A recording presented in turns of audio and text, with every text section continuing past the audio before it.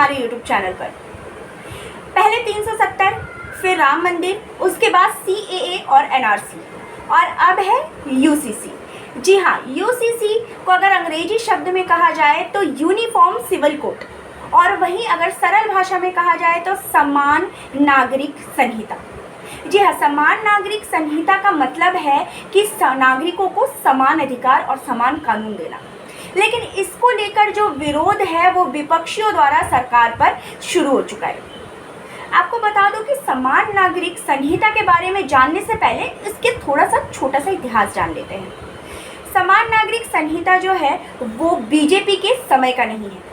समान नागरिक संहिता उस समय का है जब भारत अंग्रेजों से आज़ाद तक नहीं हुआ था। आपको बता दूं उस टाइम पे 3 तरह के लॉ थे। पहला था क्रिमिनल लॉ, दूसरा था कमर्शियल लॉ और तीसरा था सिविल लॉ।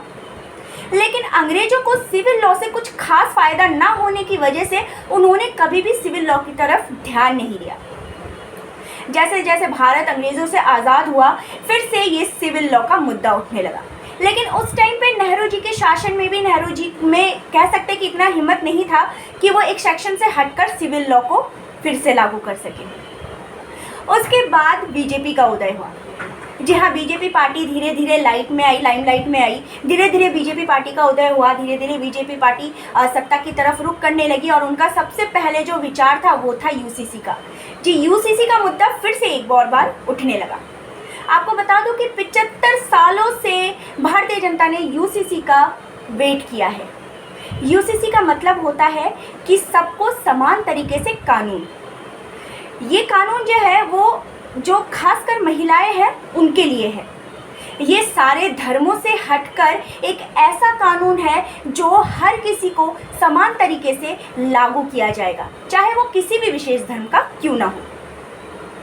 तो वहीं आपको बता दूं कि यूसीसी के कुछ फ़ायदे भी हैं। जो अहम फ़ायदे यूसीसी के हैं वो महिलाओं को मिलते हैं। आपको बता दूं कि वैसे तो हमारे कानून में हम हिंदू महिलाएं हैं, इन कानूनों का पहले से ही बहुत ज़्यादा फ़ायदा उठा रही है। बहुत पहले से ही उन्हें ये कानून के अधिकार जो है वो मिले हुए हैं। लेकिन दूसरे धर्मों की जो महिलाएं हैं उनको इससे वंचित यानी कि अलग रखा गया है। इसमें सबसे पहले है विवाह करने का अधिकार। उसके बाद दूसरी बात है कि समान जो उम्र है, एक ही उम्र तय हो और उसी उम्र में हर धर्म की लड़की का विवाह हो, ये दूसरा अधिकार। तीसरा अधिकार ये है बच्चा गोद लेने का। वैसे तो आपको बता दूं कि हिंदू धर्म में औरतें अपनी मर्ज़ी से संतान गोद ले सकती है, और इसके अलावा अगर किसी औरत का पति दूसरी शादी कर ले तो उसके खिलाफ भी कानून है। और इसके अलावा एक शादी की जो उम्र है, विवाह की जो उम्र है वो भी तय की गई है। लेकिन अगर दूसरे धर्म की बात करें, दूसरे सेक्शन की बात करें तो उनको ये अधिकार नहीं मिले गए हैं। विशेषकर महिलाओं को ये अधिकार नहीं मिला हुआ है। 3 तलाक हट तो गया है, लेकिन 3 तलाक हटने के बाद भी कुछ ऐसी कठिनाई सामने आ रही है जिस वजह से जो ये 3 तलाक का जो खिलाफ जो लॉ आया था उसका फ़ायदा अभी भी जो दूसरे सेक्शन की महिलाएं हैं वो नहीं उठा पा रही हैं। तो यूसीसी अगर लागू हो जाता है तो सबके समान कानून के अधिकार के तहत महिलाओं को ये अधिकार पूरी तरह से मिल जाएगा। लेकिन इसका विरोध क्यों हो रहा है? अब बढ़ते हैं इसके विरोध की ओर। इसका विरोध इसलिए हो रहा है कि कहीं ना कहीं दूसरे सेक्शन के जो पुरुष प्रधान सत्ता है वो कमज़ोर पड़ जाएगी। इसमें जो महिलाएं हैं वो अपना आवाज़ उठा सकेंगी जब उनके जो पति है, उनके जो शौहर है, उनके खिलाफ जाकर कोई दूसरी शादी करते हैं तो वो कानूनी तौर से इसको लेकर मदद ले पाएंगी।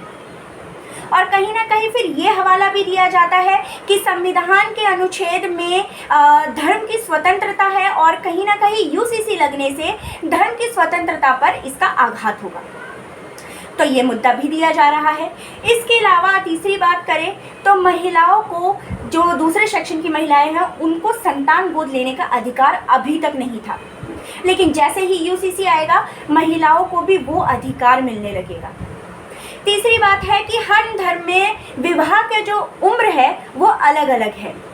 कोई 18 साल में, कोई 28 साल में, कोई 27 साल में, कोई 25 साल में विवाह कर रहा है। लेकिन जैसे ही ये कानून आएगा हर किसी के विवाह की उम्र एक जैसी हो जाएगी। यानी कि कानून के तहत एक उम्र जो है वो स्थायी हो जाएगी कि इसी उम्र में महिलाएं जो है वो विवाह कर पाएंगी।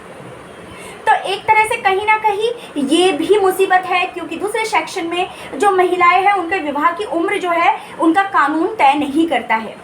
इसलिए तय नहीं करता है क्योंकि वहाँ पे छोटी उम्र में भी विवाह कर दिया जाता है। तो कहीं ना कहीं यूसीसी का विरोध उन सेक्शन से ज़्यादा किया जा रहा है जहाँ पे पुरुष सत्ता प्रधान जो है वो कहीं ना कहीं बहुत बुरी तरीके से मजबूत है। तो उनको इस चीज़ से नुकसान हो रहा है। और अगर हम बात करें कि दूसरी और कौन विरोध कर रहा है, तो इनमें सबसे पहले है विरोधी पार्टी। आपको बता दूं, जब भी कोई बदलाव आता है कानून में, जब भी कोई परिवर्तन किया जाता है तो सबसे पहले विरोधी पार्टी आते हैं। और ये स्वाभाविक बात है कि विरोधी पार्टी आएंगे, क्योंकि उनका काम है विरोध करना। उनका काम है सरकार की नीतियों में गलतियां निकालना, सरकार की नीतियों को अच्छाई तो है ही है, लेकिन सरकार की अगर कोई गलत नीति है उसको सामने लाना। तो ये विरोधी पार्टी का काम है। तो इन सब के बीच में और इन सब को झेलते हुए सरकार किस तरह से यूसीसी जो कानून है उसको पास करेगी, ये देखना ज़रूर रहेगा। इसके अलावा आपको बता दूं कि ये जो विरोध है ये बहुत ही ज़्यादा धीरे धीरे बढ़ रहा है। बहुत लोग जो है यूसीसी से अवेयर भी नहीं है कि आखिर यूनिफॉर्म सिविल कोड क्या है और यूनिफॉर्म सिविल कोड में किस तरह की जो हक है वो दिए गए हैं, इसका क्या कानून है, इसका क्या प्रोसीजर है, और इसको ना जानते हुए भी लोग इसका विरोध कर रहे हैं। तो मैंने कोशिश की है कि मैं आपको साफ भाषा में और सरल भाषा में इसके फ़ायदे और इसका विरोध क्यों किया जा रहा है उसको समझा सकूँ।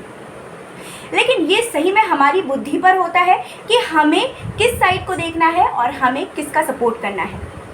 तो इसके अलावा देखते हैं विरोधी पार्टी जो इसका विरोध कर रहे हैं वो अपने विरोध करने में सफल रहते हैं या फिर राम मंदिर, CAA, NRC और 370 की तरह यूसीसी कानून जो है वो भी लागू हो जाता है। खैर ये तो 2024 तक देखना तय रहेगा, क्योंकि 2024 में इलेक्शन भी आने वाले हैं। कहीं ना कहीं ये इलेक्शन का मुद्दा भी है और ये कहीं ना कहीं इलेक्शन को हाईलाइट भी करता है। इसके अलावा आपका यूसीसी को लेकर क्या कहना है, आप यूसीसी को लेकर क्या बताना चाहते हैं और क्या क्या जानकारियां हैं जो आप यूसीसी को लेकर देना चाहते हैं, हमें हमारे कमेंट बॉक्स में ज़रूर बताइएगा। और हमारे चैनल को लाइक, सब्सक्राइब और बेल आइकन का बटन दबाना मत भूलिएगा। धन्यवाद।